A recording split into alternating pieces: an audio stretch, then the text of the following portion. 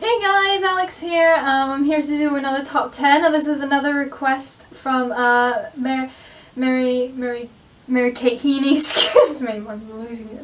So she wanted to know my top 10 Tim Burton collaborators.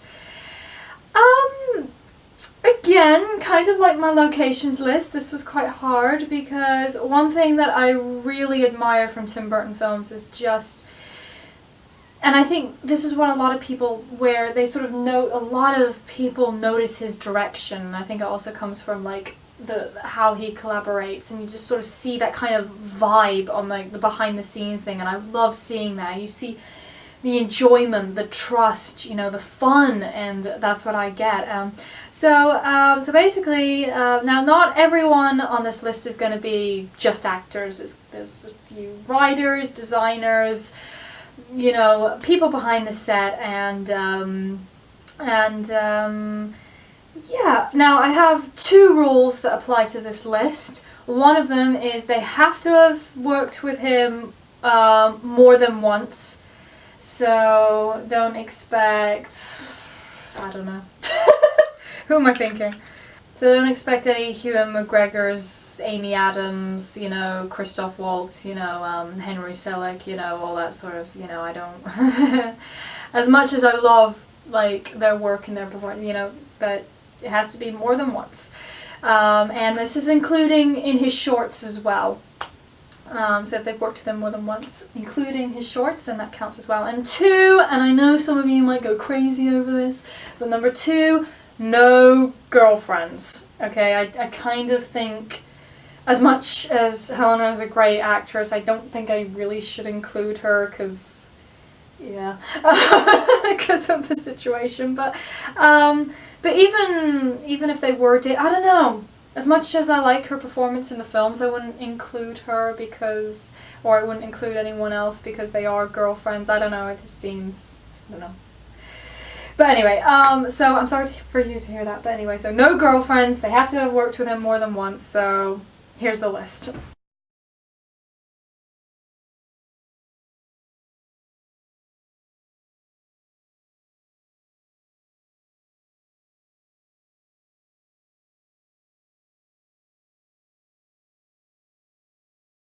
Okay, so those of you who don't know, Larry and Scott are the writers of Ed Wood and Big Eyes. So they've basically written for a lot of his biopics or a story based on a real person or an event. The reason why I put these two together, and you know, because I decided to watch both Ed Wood and Big Eyes back to back. I did a double feature, and you know, what I love about it is the fact that they make it as though, you know, because it's based on someone's life. You want to get the facts right and everything, and you know, even though not everything is technically true, like sometimes they had to over-exaggerate a little bit or tone down sometimes, like the courtroom scene in Big Eyes, you know, so sometimes they go either way, but what I love about it is that they managed to get the emotion out of it, and there are some biopics out there that have a trouble doing it because they're just focusing on the facts. But there are some other biopics, of course, that have the emotion. First one that's coming to mind right now is Young Victoria. I mean, they did a really good job with the emotion between her and Prince Albert, and so I thought that was a very good job. But here, they managed to get the emotion, and what I love about his biopics is that they choose people that aren't necessarily like very, very famous, you know, like Queen Victoria or like Marilyn Monroe or President Lincoln. You know, I'm just thinking about some biopics right now, but you know what I mean.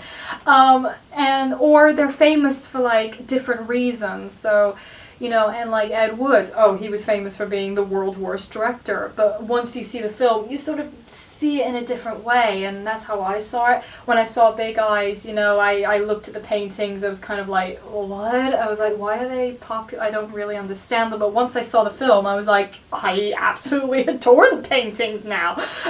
You know, it's, because I understand it, so they make you sort of end up like sort of walking out the film, and you sort of think differently from what you thought first impressions. Clearly, first impressions don't count. So, and that's the way they sort of write it. And I think I think it's wonderful, and they end up doing it in a sense of humor, but also getting it in an emotional way, and they're very good at relationships. You know, like, so for instance, you know, Ed Wood and Bela Lugosi was great. I loved the relationship between Margaret Keane and her daughter, as well as the dysfunctional relationship with Walter as well. So, you know, it was very interesting. So there you go.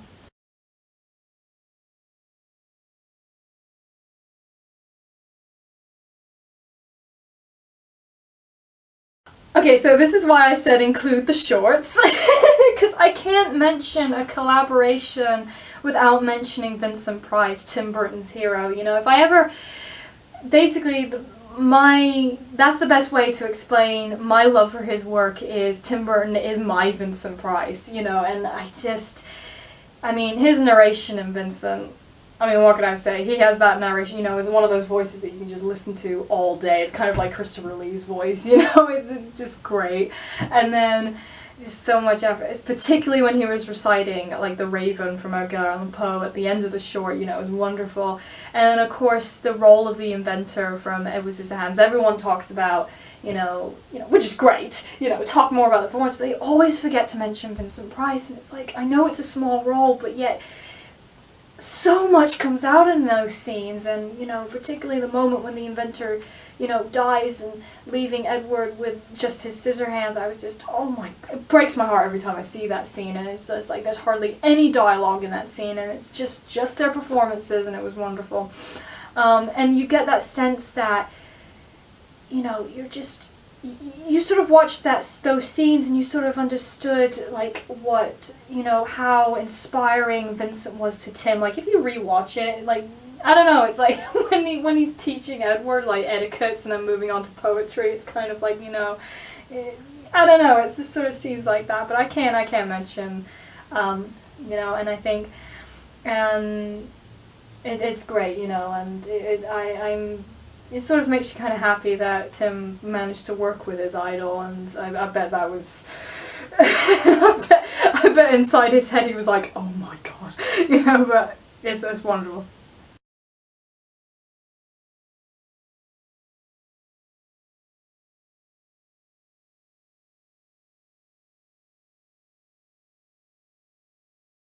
I decided to put these two writers together. Now, for Caroline Thompson, she was the writer of Edward Scissorhands, Nightmare Before Christmas, and Corpse Bride. And John August was Big Fish, Charlie and the Chocolate Factory, Frankenweenie. Oh god, I'm gonna miss one out. And yeah. Did he co-write Corpse Bride as well? I think he co-wrote Corpse Bride with her as well. So, okay, so anyway, so they're kind of interlinked as well. But the reason why I put these two together is because they sort of had the same sort of, not same writing, but basically what they both do is they do very well with emotion. They do wonderful emotion. I mean, the films that I've listed, you're thinking, oh yeah, those are like really beautiful emotional movies, and it's like, well, yeah, that's what they do, you know.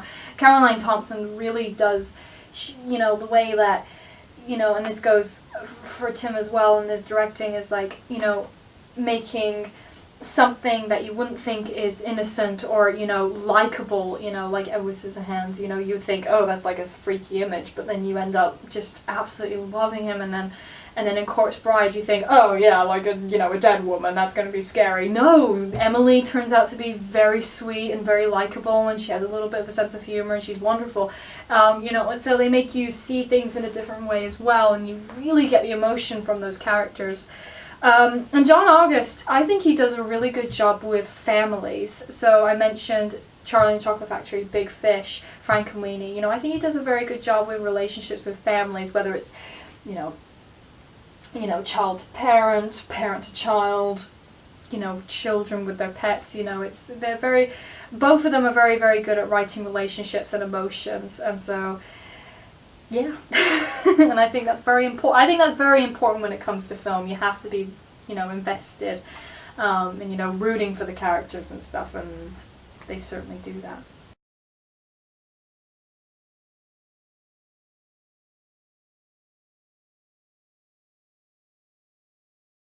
Oh yes, Colleen Atwood. I mean, what an amazing designer she is. I even, you know, love, you know, designs that she does for like other movies. Like, you know, I remember like, you know, finding out that she did Chicago. I was like, oh, well, that makes sense. I mean, I really liked the costume for that. Or even something like Into the Woods, you know, I always thought that, wow, the costumes are really, really good. So, yeah, Colleen Atwood, oh my god, I'm gonna lose track of, like, what she's done. I think she did Edward Scissorhands. I think she did Ed Wood, Big Fish, Sweeney Todd, Alice in Wonderland, Dark Shadows, Big Eyes, you know, she's done a lot. She's done a lot, but honestly, like, you know, again, it goes to that, she just adds to that visual wonder that goes on in Tim Burton, and it's just, you know, absolutely wonderful. I'm going to eventually do another list that's going to be more about her work as well, so keep an eye out. It's going to mention her in quite a few things, but I love, you know, the detail. You sort of get a lot of detail in the costumes and a lot about character as well, or the time periods or something like that, and it's just, they're wonderful costumes to look at, even if they're eccentric or even if they're subtle, you know, it's like, it's wonderful, and got to include her.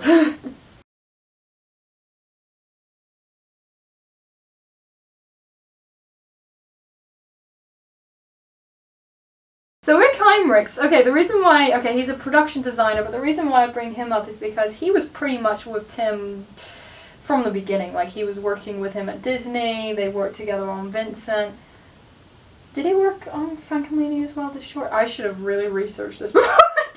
But, yeah, so he's a production designer, and he's done a lot of them, particularly, like, his recent ones. And again, like, you know, I talked about, you know, my top 10 Tim Burton locations. Obviously, Rick Heinrichs is a big part of that. Again, much like Colleen Atwood, it just adds to, like, the visual. Oh, it's just lovely, and it's just, again, it's the detail and just, you know, and the fact that, again, it's the added fact that Tim Burton films, they use real sets, you know, in most of his films, and I love that, particularly, you know, with some stories I kind of think, yeah, other directors would probably just use a green screen, you know. That is wonderful, and, like, you know, and so, you know, I love that, and again, he does, you know, very subtle things, you know, because, like, some were a little bit amazed that I put Big Eyes on my favourite locations, but again, it's that sort of subtle and the sort of simple suburban kind of thing, and then suddenly I went on to, like, Dark Shadows with, like, Colin Farrell's. So he gets a lot of tones and things like that. Again, it's mostly about the tone and the atmosphere, because, like, you know, I always think that environments and costume, there's such a huge part to it as well, and so when you have that, you know, I'm pretty sure he won an Oscar for Sleepy Hollow, and if that's true, if I've got that right, oh no shit, man, like, oh my god, the production design's amazing. So yeah, there you go.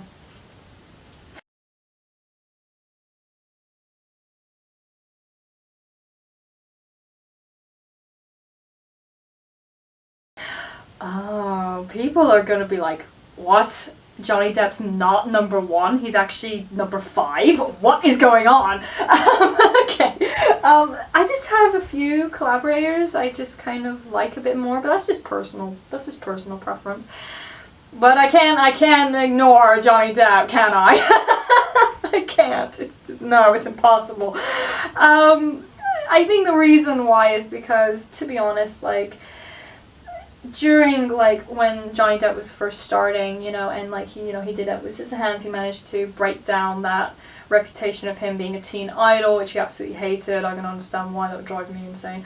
But many studios didn't want him, but Tim kept pushing, saying, no, I think he's right for the character, and yeah, and you just get that vibe that, you know, they are, you know, they trust one another, and even if, you know, some absurd things Johnny has to do sometimes, like sing or dance, you know, you kind of get the sense that, yeah, he would do that. He would do that in a Tim Burton movie. It's odd. He just goes, like, all out, and just, like, sometimes it's a very emotional one, sometimes it's hilarious, you know. I think, to be honest, I think, like, his best performance are when he is working with Tim Burton, obviously excluding Jack Sparrow, because, you know, he's great in that as well. But, yeah, it's his most memorable roles for like a good reason, and not just because he looks nothing like himself. I mean, that's an added bonus, but you know, just the fact that, you know, you're thinking, oh my god, like, what is he gonna look like in this one? Because he can't look like himself.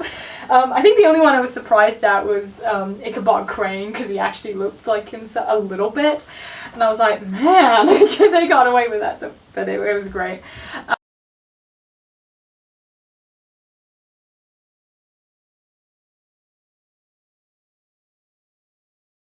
Okay, so most of you probably know that pretty much Beetlejuice launched Winona Ryder's career, and you know, I think, and I knew her from a few other films before I knew who Tim Burton was, so I was familiar with her acting as well, so because I've seen a few performances, and I was like, ooh, yay! But after like seeing her performances in like his films, I was, you know, she's pretty much gone up there to like, you know, one of my favorite actresses. Like she just went whoosh, you know. I think, I'm not sure. I think it was when I saw Beetlejuice, and you see the introduction of Lydia, and you know, and you already get that vibe that she's already comfortable in this world and this imagination, and again that you sort of see that in Edward Scissorhands and Frankenweenie, even in like the Killer's music video.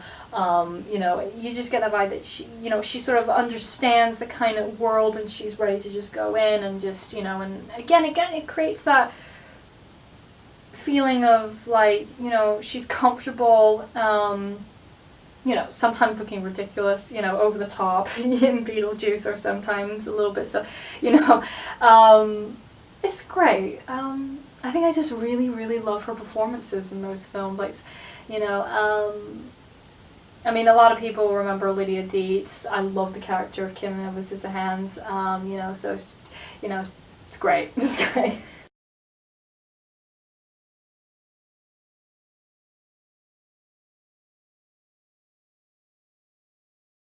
Michael Keaton.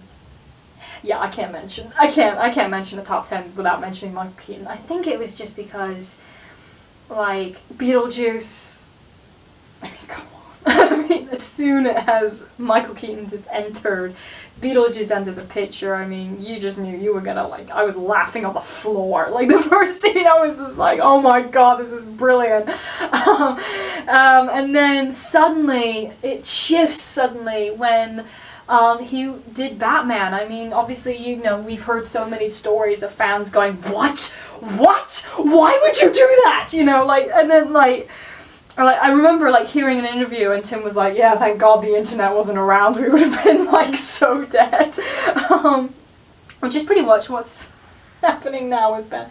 Well, I hope what's happening, because, like, I've heard, yeah, side story, I heard that when I heard that Ben Affleck was going to be the new Batman, I was like, are you fucking kidding me? But that's just my opinion. But anyway, but oh my god, did Keaton blow everyone's minds away with his performance, and some people still argue that he is the best Batman, and we've gone through a lot of Batmans through the years, and it's like, some people say, no, he's still the best one. Yeah, and then before, everyone thought it was gonna be such a disaster, you know, and it's like, well, you know, yeah, no, again, and he even surprised me as well, because I saw Beetlejuice first, and then I saw that, you know, and then I saw that he was Batman, and I was like, huh, that's kind of, okay. You know, I was like, how's he, but I was like, wow, that was amazing, like, you know, he can do both things now, and so people, I think after Batman, a lot of people saw him like, oh, he's capable of much more than just comedy, you know, and I think that's great, and so people sort of kind of shift their opinion, so, and I think that's wonderful, and, yeah, so I have to mention Michael Keaton for that.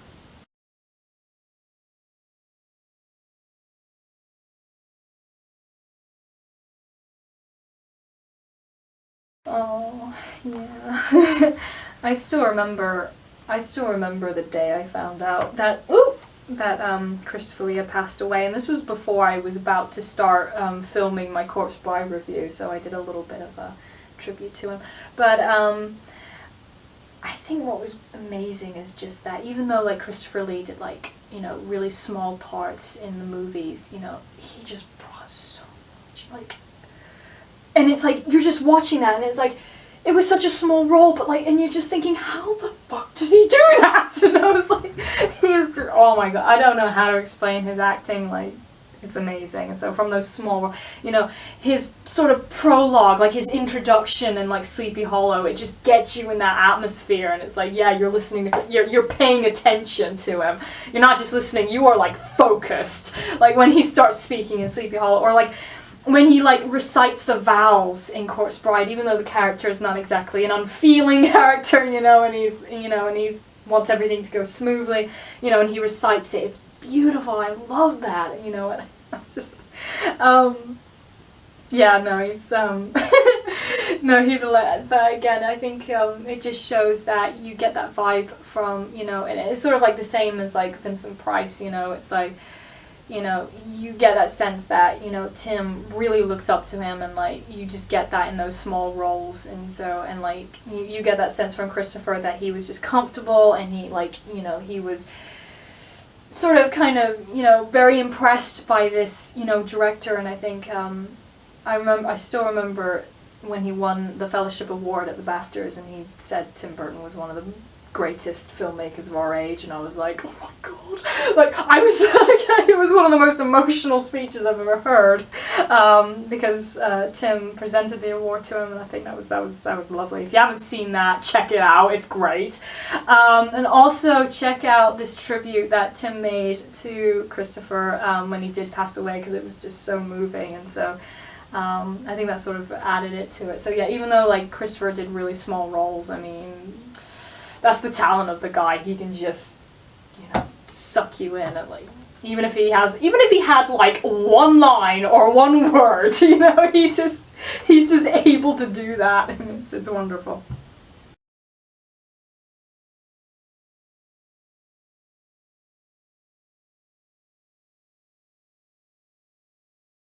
Well, so a lot of people are probably mad that Johnny Depp wasn't number one, but yeah, Danny Elfman was the very first one that came to mind. He was with Tim at the very beginning at his full-length feature film at Pee-wee, and I think he's scoring his latest one now, so, or let's hope so.